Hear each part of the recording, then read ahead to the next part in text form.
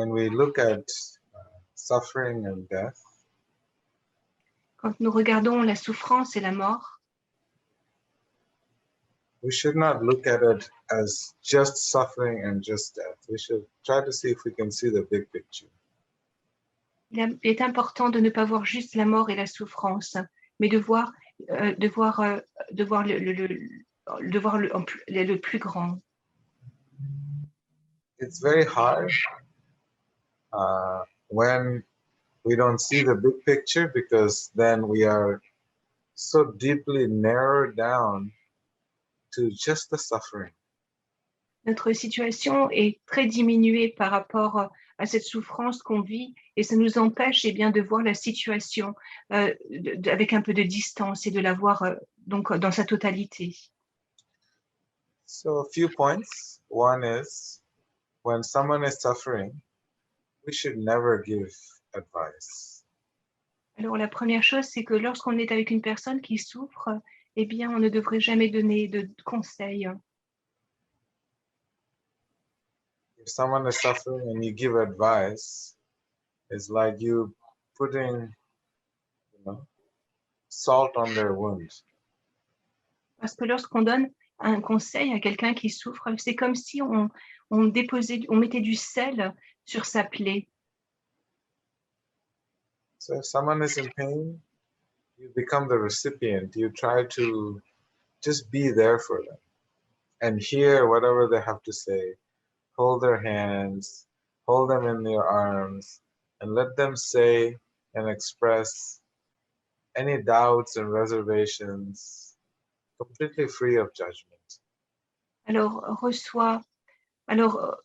On peut recevoir simplement la souffrance de cette personne, lui tenir la main, la prendre dans ses bras, lui laisser exprimer sa souffrance et ses doutes et recevoir tout ce que cette personne a besoin de partager sans aucun jugement. Sometimes what happens when someone comes crying with their pain and suffering and we give them advice, well, you shouldn't have done this, you shouldn't have done that, and this is why you're suffering, and we give them a whole lecture, and all they need is someone to hear them and someone to hold them. Et parfois une personne vient et elle nous explique sa souffrance, on va répondre peut-être « Oh, mais oui, mais tu es dans cette situation-là maintenant parce que tu as fait ça et je te l'avais dit et maintenant c'est la réaction. » Donc on doit simplement leur permettre d'exprimer leur souffrance et ne pas sans jugement.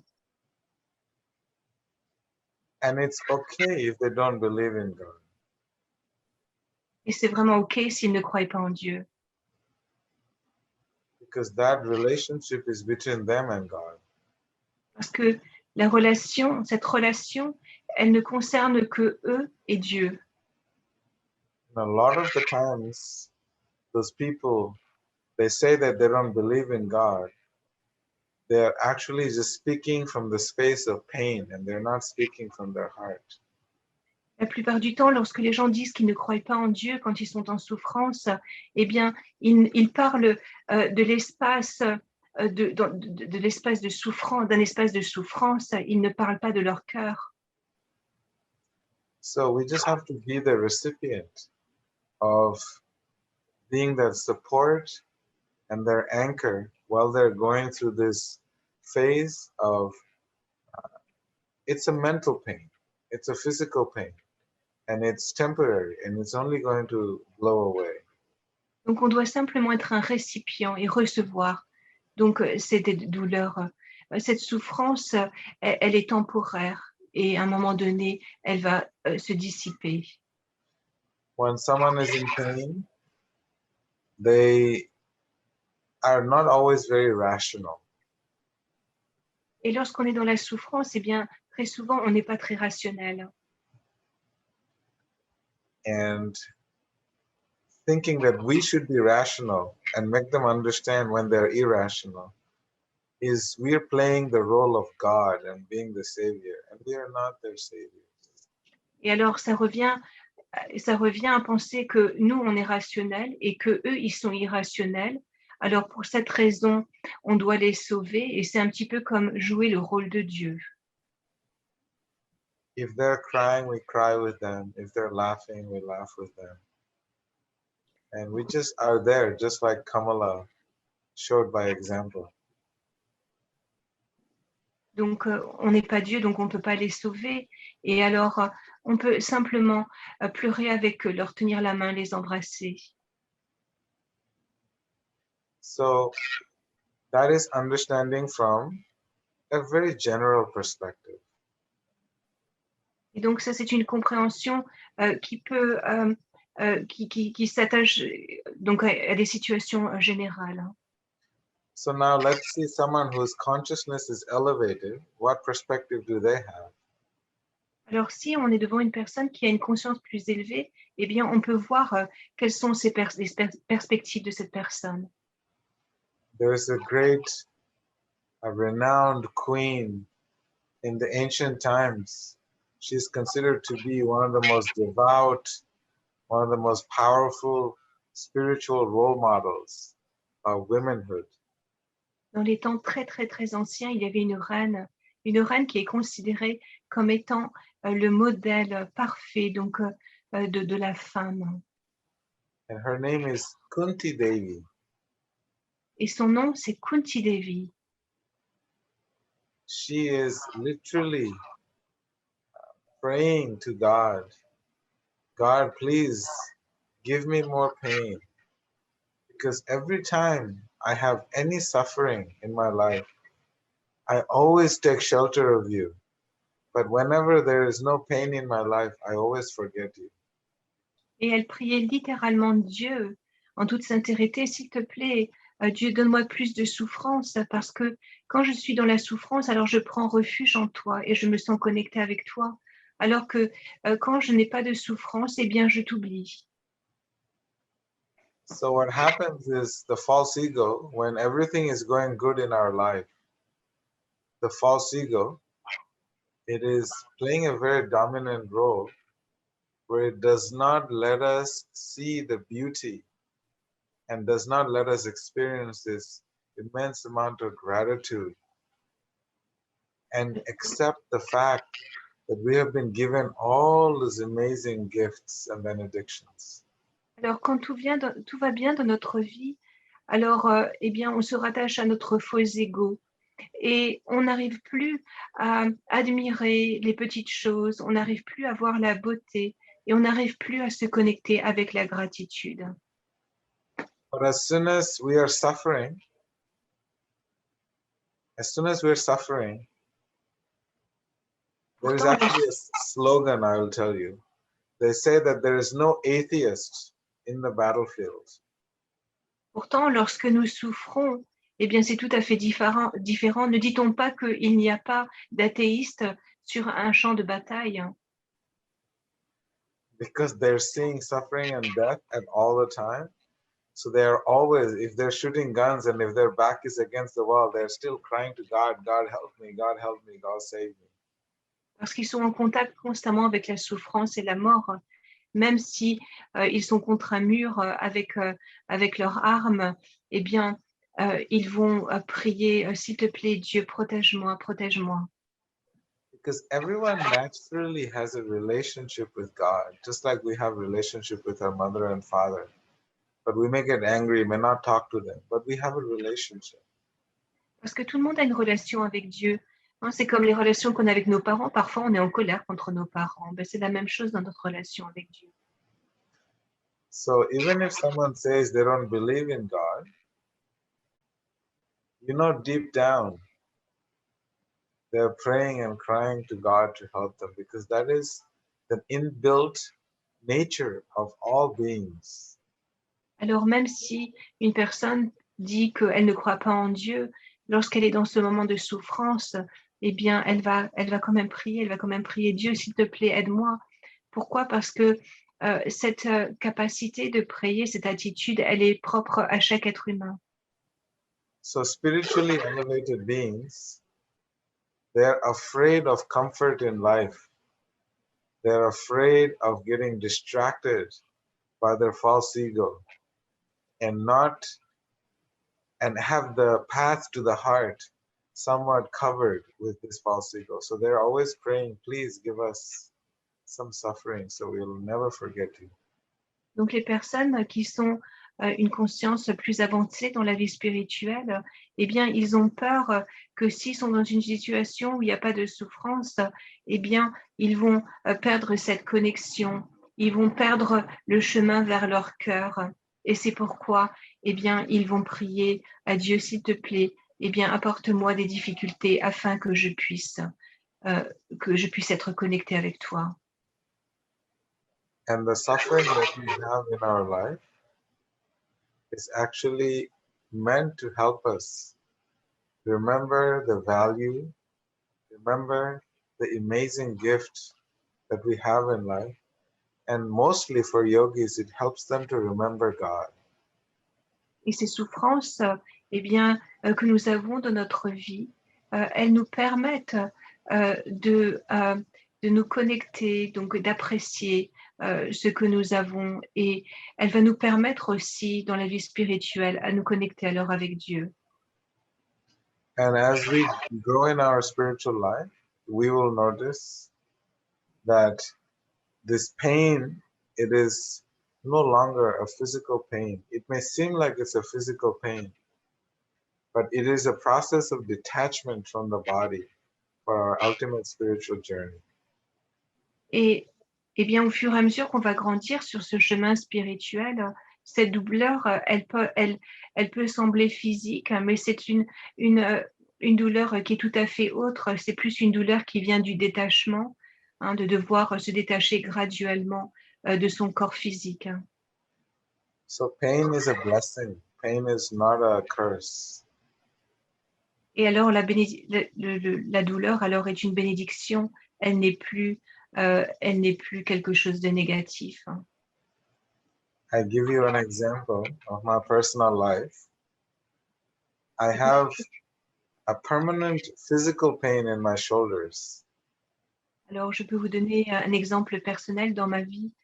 J'ai à mon épaule une douleur récurrente qui est permanente. This was from when I was a very young child. And this pain reminds me the futility of the material body.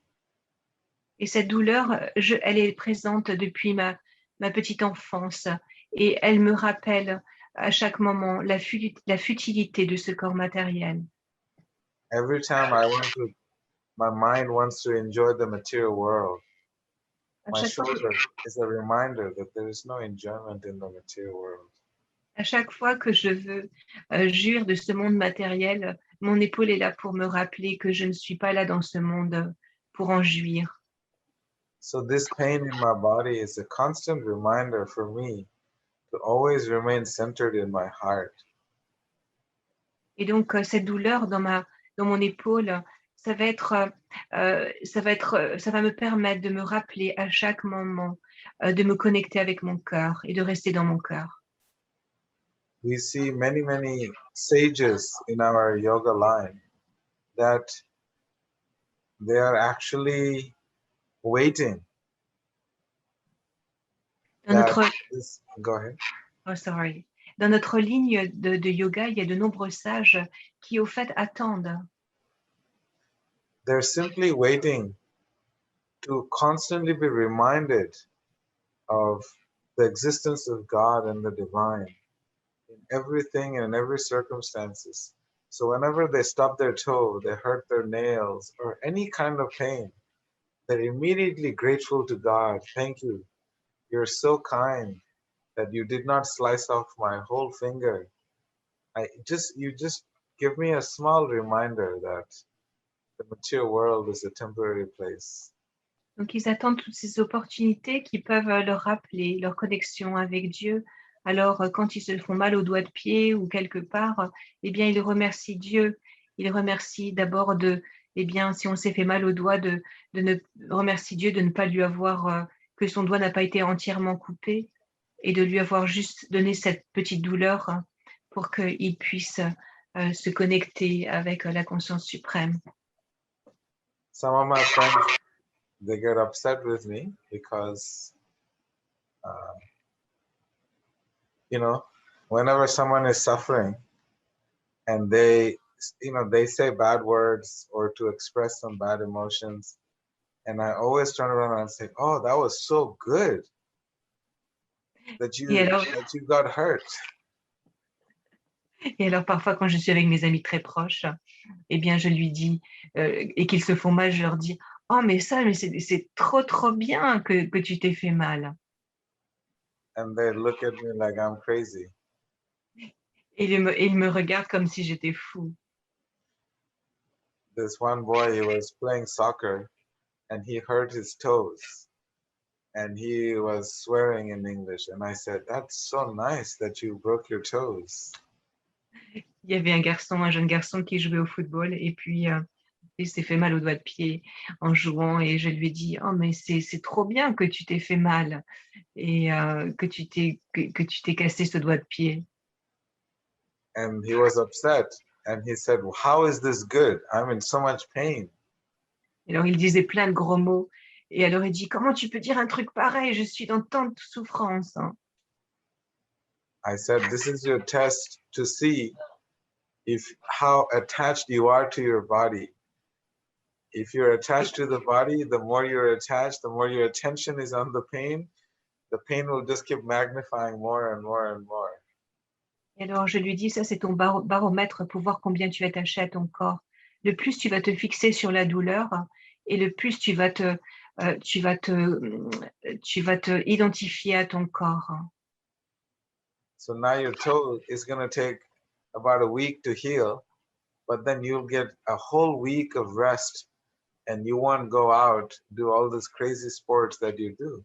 So your body will get the most beautiful rest that it deserves for 1 week. Et maintenant, parce que tu t'es fait mal à ton doigt de pied, tu vas devoir, pendant une semaine rester chez toi et te reposer et prendre du temps pour toi et ce temps, tu ne l'aurais jamais si tu t'étais pas fait mal, hein. Nature has her way to give you a lesson, but if you don't learn, if you're not getting enough sleep, then what happens? Your body is going to shut down. Then you will crash and sleep for many, many days and get till your body is well rested. So nature has its way very beautifully to balance us. But we have to learn to listen to nature's indications. La nature a une façon très belle de nous aider à trouver l'équilibre pour nous-mêmes. On doit apprendre simplement à écouter la nature lorsqu'elle elle nous dit quelque chose. So it's very important. This pain in life is such a powerful teacher. It is the most powerful teacher that we have. Et la douleur, c'est un enseignant qui est très, très puissant. C'est un des enseignants les plus puissants que nous avons. And if someone is in pain and they're not being able to detach themselves from the pain, we should not give them advice. We should simply hear them and just be a support system for them to let them express whatever it is that they have going on in their mind. Mais si vous êtes avec quelqu'un qui s'identifie avec cette douleur, alors évidemment, on ne va rien dire, on ne va pas donner de conseils et on va simplement rester avec cette personne et puis on va simplement donc l'écouter. So, in a nutshell, what do you tell someone who don't believe in God because of suffering? Donc en résumé, qu'est-ce qu'on va dire à une personne qui ne croit pas en Dieu parce qu'elle est dans la souffrance? Step one is that it's okay not to believe in God because you know that is only a temporary phase. La première chose, eh bien, c'est OK de ne pas croire en Dieu parce que ce n'est probablement ce n'est qu'une phase temporaire. When someone gives their life to God and for a temporary phase they don't believe in God, it is only a temporary phase. Parfois, on voit même des gens qui ont donné leur vie à Dieu et qui se trouvent temporairement dans cette situation où ils ne croient plus en Dieu. C'est simplement temporaire. And we should not try to convince anyone about the existence of God. We should let them feel the existence of God through our kindness, through our compassion, through our love. Nous n'avons pas à convaincre quiconque de l'existence de Dieu. Nous pouvons simplement partager la conscience de Dieu avec par notre attitude, par notre amour, notre affection, notre écoute. The energy of God is not an intellectual energy. It is the energy of the heart, the energy of love and compassion. La conscience divine, ce n'est pas une énergie du mental, c'est une énergie du cœur. So therefore, let us help them to feel God through our actions. Et on peut simplement les aider à se rapprocher de Dieu par notre propre attitude. One time in Atlanta, one guy came and he came very challenging. He said, "You believe in God?" Because I was with the students and I was introduced as a teacher. He said, "Do you believe in God?" And I said, "Yes." Alors, une fois, nous avions un programme et j'étais avec divers étudiants et il y a un homme qui s'est approché avec une attitude très intense et il me dit, tu crois en Dieu, toi? Et je lui ai répondu, oui, je crois en Dieu. And he told me that he was an atheist, that he didn't believe in God. Il m'a répondu qu'il était un athéiste et qu'il ne croyait pas du tout en Dieu. And he was very challenging. He wanted to argue and debate. Et il voulait m'engager dans des arguments et dans un débat. He wanted a good fight. Il voulait une bonne confrontation d'opinion. I told him that it was fantastic that he doesn't believe in God, that he was an atheist. Je lui ai simplement répondu que c'était fantastique qu'il ne croyait pas en Dieu et qu'il était athéiste. I say, the fact that we have so much variety in this world, a believer of God, non-believer of God, we are all living this one planet. This only proves to me how God is so amazing, that there's so much variety in this one planet. Le fait que tu ne crois pas en Dieu, que moi j'y crois, eh bien c'est la preuve qu'il y a tellement de variété sur cette planète. C'est incroyable. And he couldn't figure out because he wanted to fight and I wasn't giving him a fight. So eventually we ended up having a deep philosophical discussion. And it just realized that he became an atheist because he didn't get what he wanted out of life, because he didn't get admission into this company, and he prayed to God, he went to church, and he did everything he possibly could, and it didn't work out. So he said, screw God, he doesn't exist. Donc après cela, eh bien, la confrontation était désengagée et nous avons pu commencer à parler, à avoir une discussion plus profonde. Et c'est en creusant un petit peu, bien que, alors on a découvert que il a compris qu'il ne croyait plus en Dieu parce que la vie ne lui avait pas donné ce qu'il attendait. Il aurait voulu avoir un travail dans une compagnie qu'il n'a pas eu et parce qu'il était vraiment déçu de la vie. Alors pour cette raison, il avait décidé de ne plus croire en Dieu. So if we have true bhakti or true unconditional love, then we will never become atheists, because we don't ask God for things.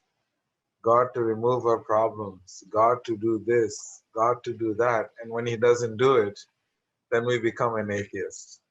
He doesn't exist. I've been praying for 6 months to get rid of this pain and he hasn't removed this pain, so he must not exist. So we make this conditional loving relationship with God. It's not love.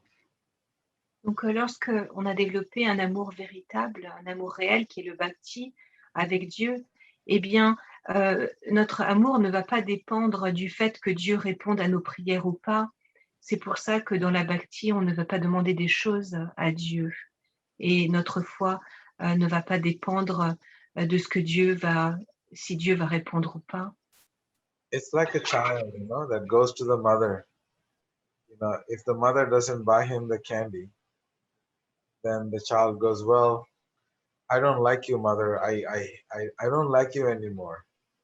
And I don't want to talk to you. And they just go off to their room. C'est comme un enfant et sa maman. L'enfant, il va vous demander à sa maman qu'elle lui achète des bonbons.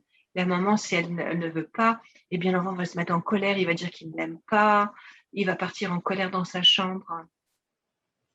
So oftentimes, it's a little tantrum of the mind, but we know in their hearts they actually do really love their mom.